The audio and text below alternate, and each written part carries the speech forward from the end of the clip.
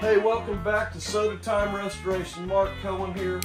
We're going to do something a little bit different. I know I've done a lot of upright machines, done some chest type, haven't done any coolers. I've done a lot of coolers, but nothing in a video process. So we're going to do a little series on these two, the Pepsi Cola, and probably one of my favorites is the Royal Crown. Both of these were made out of the Progressive Company, which is in Louisville, Kentucky, or Louisville, Kentucky, I should say, to be correct for those folks. But you'll see different things in these. If you're not seeing too many of these, there's quite a few around. You'll see them at antique shops. They'll have a sandwich tray in the top. You packed your ice, your water, your pop, put your sandwiches in the top. Cool feature. Sometimes this was missing, but you put that in there, and I guarantee you, when you pick that up, it was a chore. You're going to be lugging that thing. Hopefully you didn't have to carry it very far, because they are a heavy beast. They are just heavy. Built, that's why they're still alive today, I guess, because probably 1950s is what I'm guessing. We're going to bead blast both of these. I'm going to show you how to buff these in corner pieces out. But these are pretty nice machines. A little bit of rust on this one. The bottom is all there. I always say, if you're going to an antique shop, pick that thing up, look and see what that bottom looks like. If it's gone, I would leave it alone. You can go in there and put a lot of work into it and make it a nice piece. Typically, I'll get anywhere from $250 to $350 per cooler, and I just don't see them being worth, you know, $500, $600. Maybe down the road they will be. If it's one of those that's been in the family a long time, I get it. I get it. One that gets passed down, you want it right. And if it's rusted out and you want to fix it up, okay.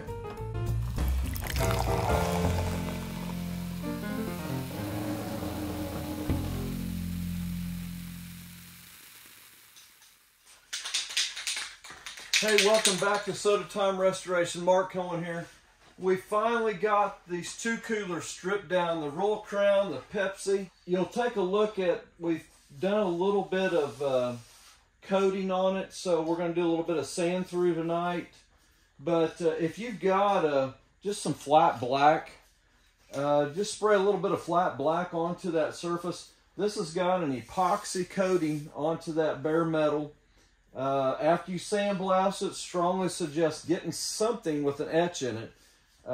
This particular one is an epoxy finish here. We sprayed it right on after doing the coating. So we're going to try to find all the little spots that we want to get fixed, but just put a light coat on it.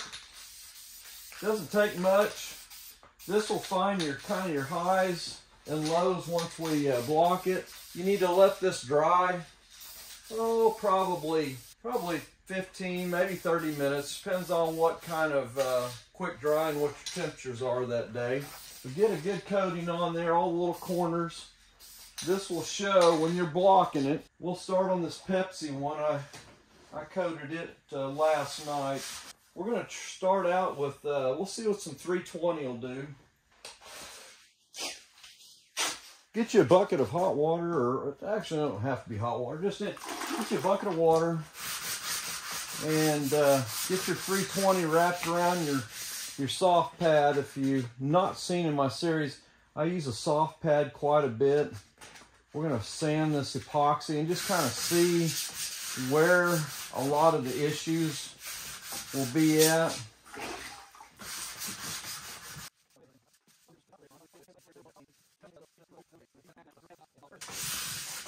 But as you're blocking, you can see a couple areas here that we're going to have some issues with. We're going to have to get in there, probably do try to attach some items here. See if we can pull this back out.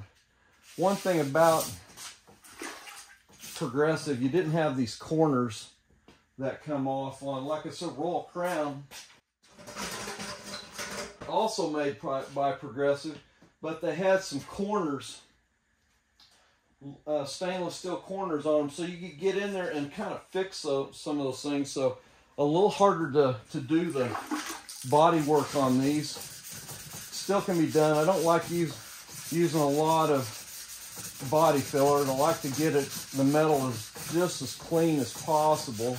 Obviously, you got to go in there and do a little bit to get it perfect.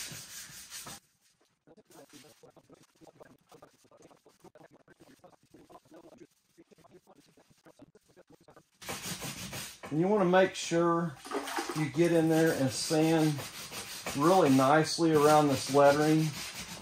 Don't try to stay away from it, because you don't want to have that all rough in here and this all nice and smooth. So if you have to use a nylon gray Scotch-Brite, that does really well.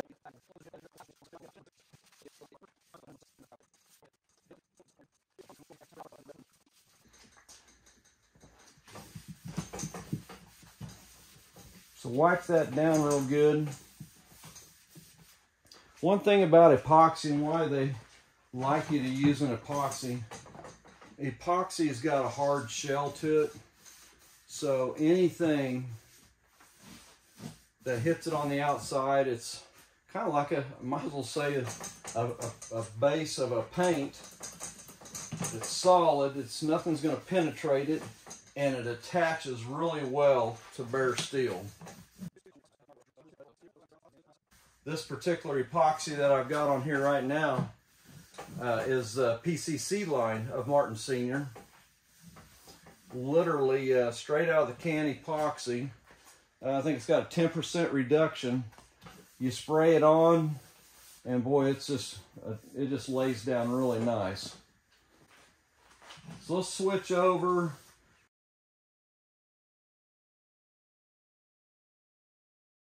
So literally, I think I had probably this paint on here, this coating, flat black, I sprayed on about 20 minutes ago. It's not sanding too bad. If you start to sand it and it's just balling up on your paper, you need to wait a little bit.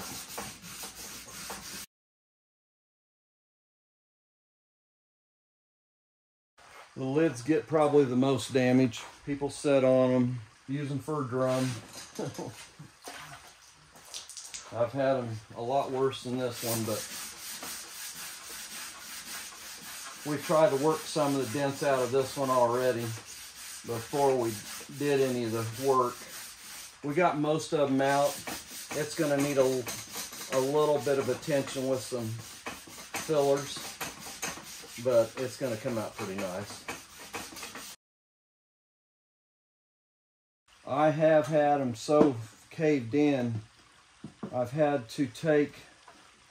cut these little touch welds out there that'll pop out. There's a little bit of insulation in here, no big deal, but I've had to pop all those off so I could get back in there and tap that cover out. So this one here is a long shot from that. It is a little bit of a mess to get those welds back apart and then have weld them back together, but it does help if you got one really caved in and you're trying to save it. This other one is the one that probably a little bit rougher. I don't know if the camera's going to show that good or not, but we'll see here. Still using 320.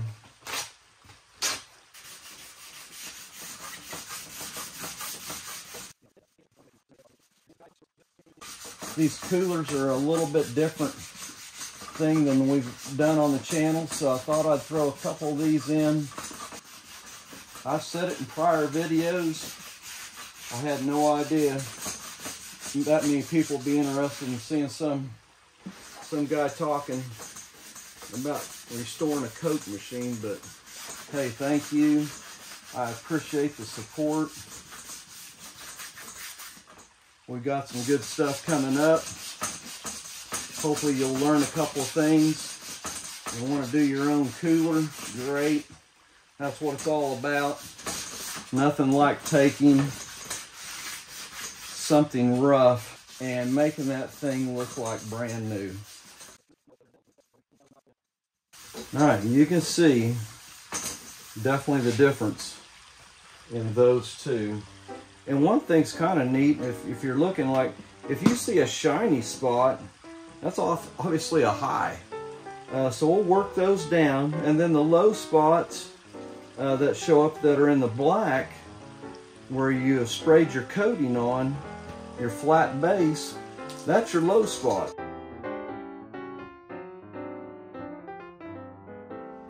Hey, welcome back, Sodatime Restoration. Mark Cohen here. We're back on the coolers. We have taken them, got them all the way stripped down, got them bead blasted, come back, put our etching primer on, then have been doing a little bit of body work. Lids were damaged, sides were damaged, both the Pepsi and the Royal. As you can see, the little bit of body work that I've had to do on both. But tonight, we're going to get the last coat of primer on, and hopefully the next segment we'll be doing the lettering on this. Not done a lot of lettering on coolers. We're trying a new process tonight, the same process that I do on the upright machines, but there is usually no vinyl for this size of machine. So we've done some scanning, trying to get it to fit just right. So we're going to give it a try and see how it works. But stay with us. We're going to shoot some primer on these tonight, and hopefully in the next segment we'll be doing some lettering on both of these little coolers. So I just want to say thank you. It's the first time I've had a chance for the 500th subscriber. Just hit this last week. Wow. Thank you. I had no idea. Yes, we had ideas of getting to 500, but didn't know we were going to get there this quick. But thank you so much. Now we shoot to see, we're heading towards 600. So who knows? We'll see how this end of the summer goes. We're heading into fall right now. But thank you very much. We just now opened up our website. We now have merchandise on there. The new shirts are out. We've got glasses, we've got mugs, we've got stocking caps, just a little bit of everything. So, but thank you so much. Hitting that 500 helps us continue on. I don't think YouTube probably thought we would ever get to this point, but I hope we're going to prove them wrong. We'll hit that 1,000. So that's our goal, is get to 1,000. If you haven't subscribed, jump on. Thank you so much, and we're going to get started on these little coolers tonight.